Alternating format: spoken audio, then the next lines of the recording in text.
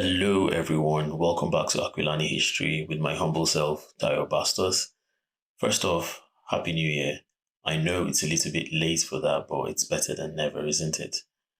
Um, I should have released these new episodes like way back, but there have been a few complications, including a crashed laptop, where I lost some of my work, my audits, some of my recordings, and lots of frustration, but I basically refuse to agree. I hope you're winning so far. I love to celebrate all your wins and I hope you keep thriving.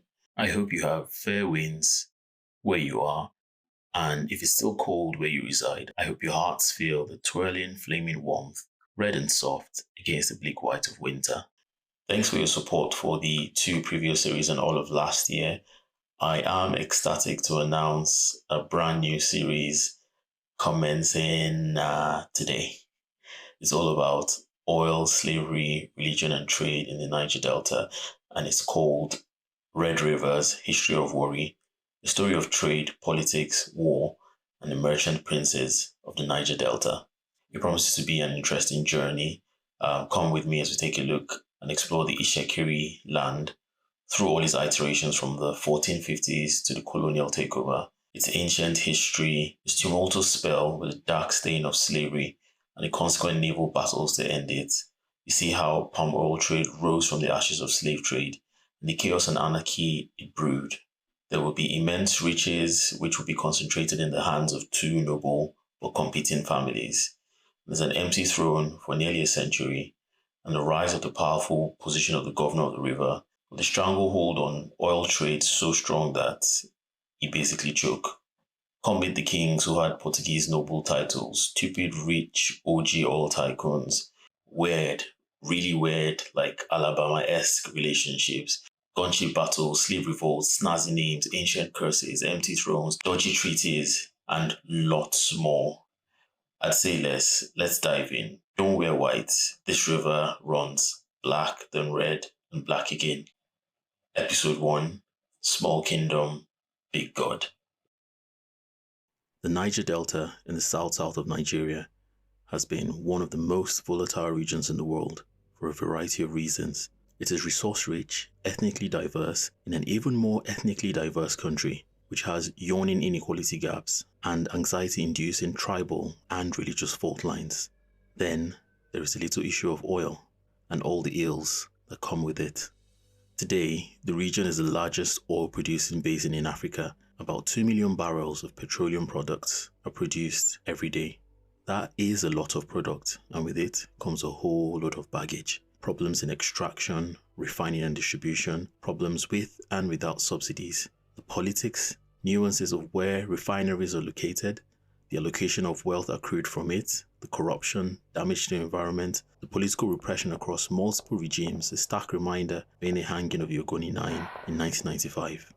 Problems. We will not be talking about that oil though. We're going some ways back, 200 years to be precise. This is a very different time, and it is a very different kind of oil, although its attendant problems are just as similar and often just as crude. Before the black gold of petroleum flowed through the riverine arteries of the south of Nigeria, there was the blood red gold of palm oil trade, and before that, the original, but yet infinitely more sinister black gold of slave trade. Both were massive international empires evolving alongside and one replacing the other at the turn of the 1800s, for better and yet somehow for worse. They fed the rise and destruction of nations. Entire cultures were turned on their heads. In Warri, the focus of this series, its royal dynasties were paused for nearly a century. The Ishekiri throne was empty for 88 years, from 1840 to 1936. In its place reigned supreme the palm oil merchant princes. We're talking charismatic, super rich A-listers, stinky rich individuals who founded new cities and maintained sizable armies of their own. We have rival families outmaneuvering one another to the point of war, foreign intervention, and eventual conflict with the European superpowers.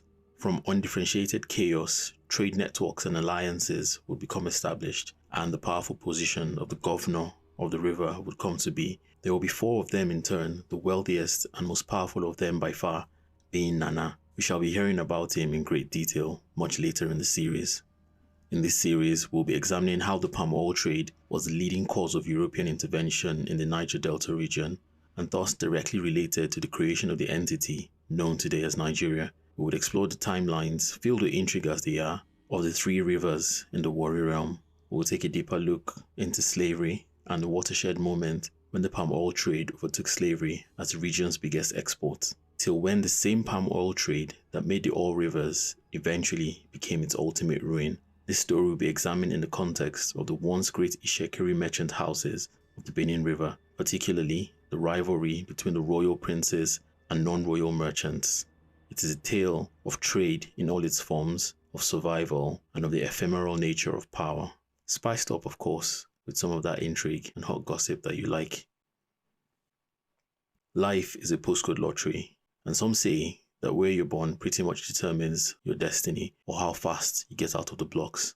So if you zoom out and go back in time some 200 to 600 years ago, the coastal regions of the Niger Delta of South Nigeria was the jackpot.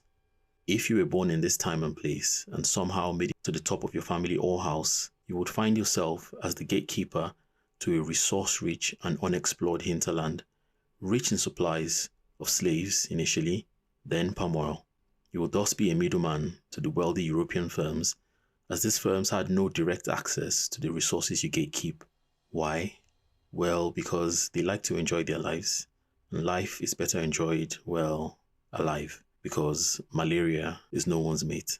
Also, it was just easier to have stuff brought to them. The opportunity cost of the effort and stress saved was well worth it. You and I would have done the same thing. I'm staring at you all in Amazon Prime. In terms of location, the Ishekiri Kingdom of Warri was perfectly poised. Forgive me for going a little geographical, but this might be important to understand the general picture. So the Warri Kingdom was situated at the very base of what is present-day Nigeria, in a region that is denoted as the South-South, because it's at the very bottom. Now, imagine the entire South of Nigeria as a U-shaped block with a rather flattened base. So U-shaped block with a flat base. The tail of the river Niger will end right at the top in the center, and then it divides into its delta of hundreds of rivers, creeks, and swamps, all flowing outwards like the root of a tree into the Atlantic Ocean, which surrounds this base. Now, the Ishekiri live in the northwestern or upper left corner of this block. Notched into this upper left edge of this block are 3 horizontal rivers, spaced out and parallel to each other, almost as if a giant tiger had dragged its claws across the land.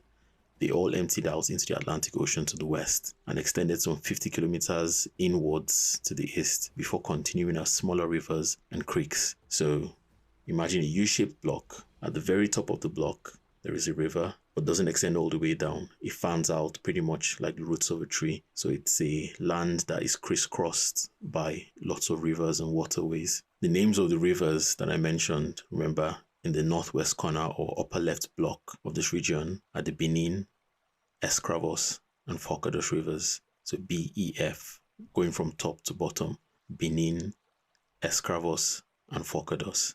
The capital of Warri, Ode Ishekiri, lay at the end of the Forcados River, so the most southerly river, the lowest of the 3.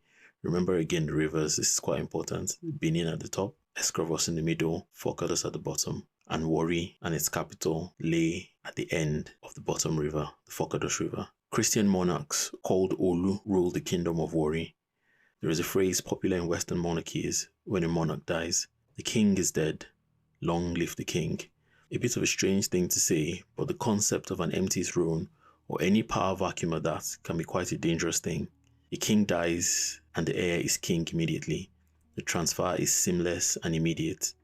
The pause only as long as the intervening period between the dead king's final breath and the heir drawing in their next breath. Anything longer is to invite chaos and anarchy, which is exactly where Warri found herself when her king, Olu Akingbua, died in 1848. The throne will lay empty till 1936, and the peace and stability of the kingdom after this was balanced on a knife edge between 2 equally powerful houses.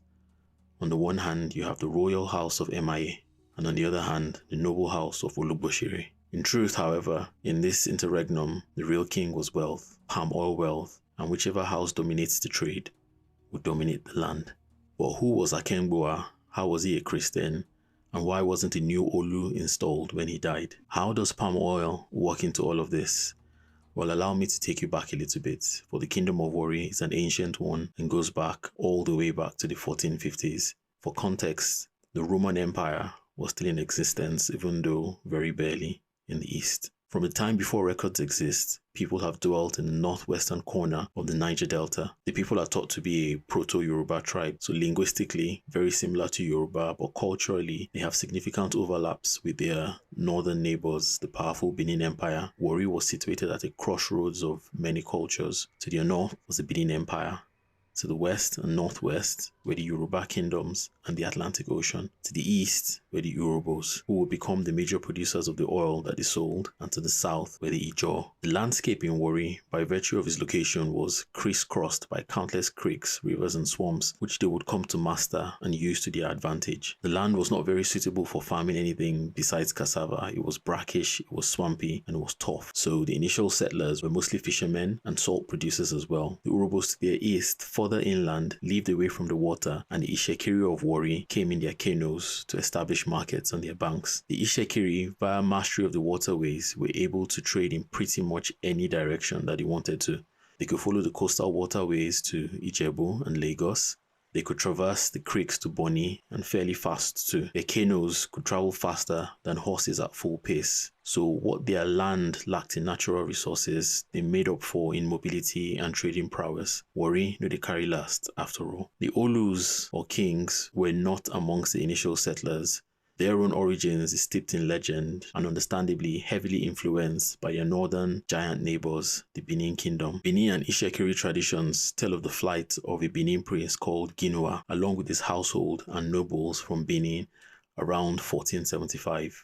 Why did he migrate? I don't know, and it's not very clear. If there are any Ishekiri listeners, perhaps they can help elucidate. Just comment or email me, aquilanihistory@gmail.com. Also, before I go on, Benin people are my dear friends, but I am completely anticipating full-scale attacks from Benin hardliners. On my History of Lagos comments section is full, man. I'm here for it though. One chap said I was a miscreant for not agreeing that Ido in Lagos is the same as Edo.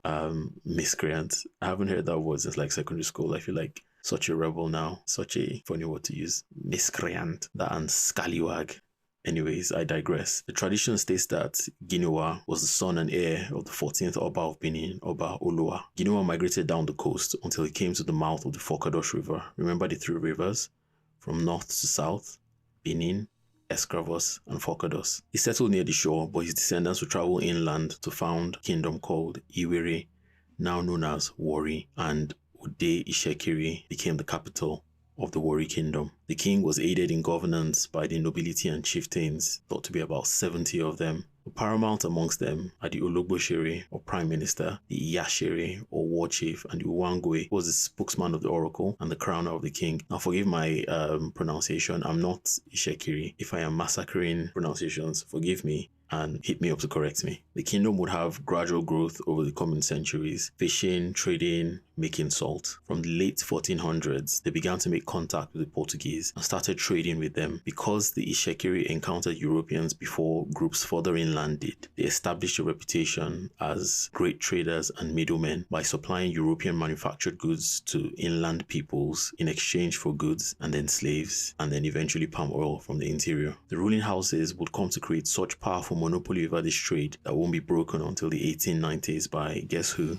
The British, of course. For now, the Portuguese were becoming more and more interested in our little kingdom of Warri, even more so than their much larger and powerful northern neighbours, the Great Benin Kingdom. The Kingdom of Portugal was expanding rapidly at this time. They were great naval explorers and traders. Around this time, Portugal was on the lookout for alternate trade routes and partners because the usual stomping grounds, the Mediterranean Sea, had a new kid on the block who didn't really want to share all those sweet trade routes to the east. This was the Muslim Ottoman Empire. I forgot to mention that the Portuguese were also very Catholic, sometimes more so than the Pope. And from 1851, they were even joined in this dynastic super Catholic union with Spain. It's like the most Catholic Voltron formation ever. So fervently Catholic and active in missionary work, the Portuguese missionaries believed they had found some fruitful ground in the Benin Empire, just north of the Kingdom of Warri. The Oba of Benin had seemed receptive and even invited more missionaries to come to his kingdom, but it soon became clear that it was all superficial and politically motivated. The Benins were never going to give up their ancient traditions and seemed only interested in commerce, specifically weapons. So the missionaries soon became wiser and were like, so you don't want me for me, you're just like the others, or you want my weapons? I mean, okay, they didn't exactly say it like that, but edicts from the Pope had stipulated against selling arms to non-Christians. So the Beninese won't convert and the relationship became redundant, so they became exes. However, just a little bit south, we have our new and budding Warri Kingdom. The Ishekiri kings or Olus perhaps saw the light. Ever under the shadow of their towering neighbours, the Benin Empire, they were more accepting of this new religion, or rather, they had no scruples with turning a blind eye to the missionary aspect of the Europeans. If it meant the benefits of trade in arms that came with them, the religion was but a small compromise. So the Portuguese monks founded a Christian settlement and often referred to Warri as Santo Agostinho. They built an impressive church with a massive cross that lit up with like 50 lamps. Apparently, it was this really beautiful edifice. So these monks were successful enough to convert and baptize one of the Olu's sons, naming him Sebastian after the reigning Portuguese monarch of their day, Sebastian I. There's a very interesting story about Sebastian and how he died in an epic battle with 3 kings in Morocco. It's a really interesting story and you guys should probably check it out. So Sebastian became Olu in 1597, the first in a tradition of Christian kings in the Kingdom of Warri.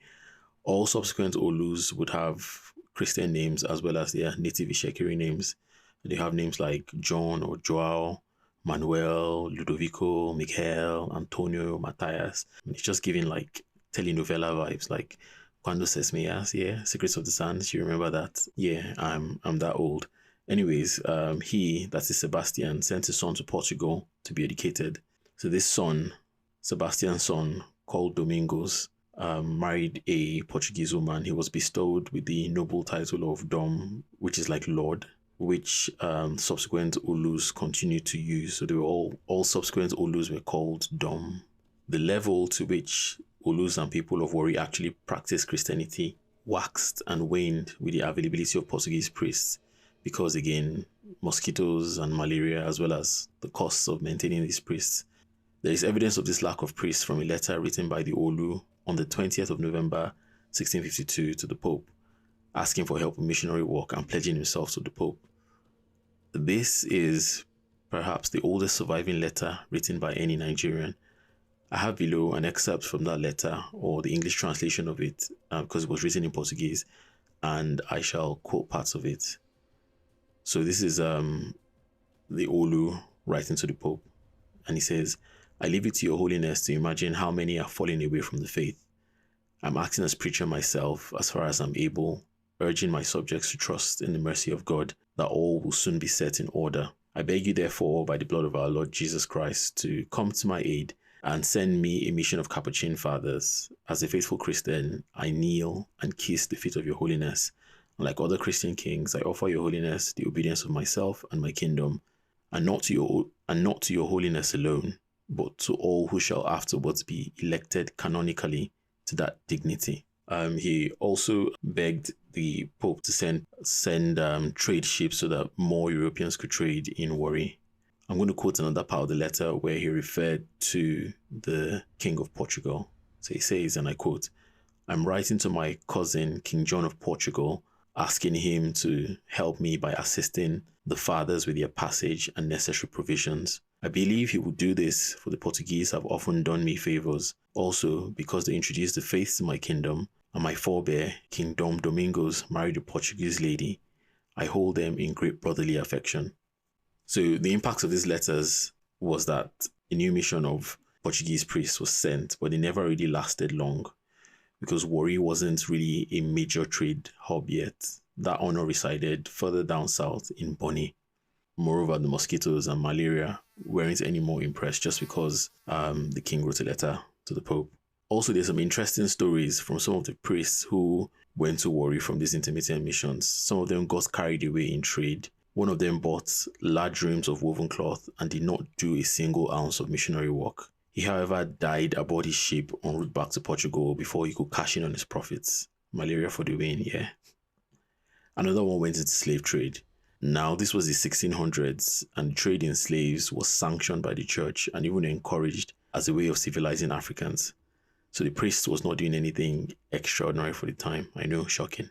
The Portuguese Council for Overseas Affairs had agreed that it would be in the interest of Catholicism and development of Warri as a slave market to supply the Brazilian plantations and as a means of winning influence with other states on the coasts, especially Benin. So they decided to keep sending missionaries from time to time to Warri. But nonetheless, the kingdom and kings of Warri remained at least nominally Christian, which helps to underscore the relation between slave trade, religion, and politics. This trade in slaves will become the major export of the region, and the world would not begin to turn away from slave trade until the 1830s.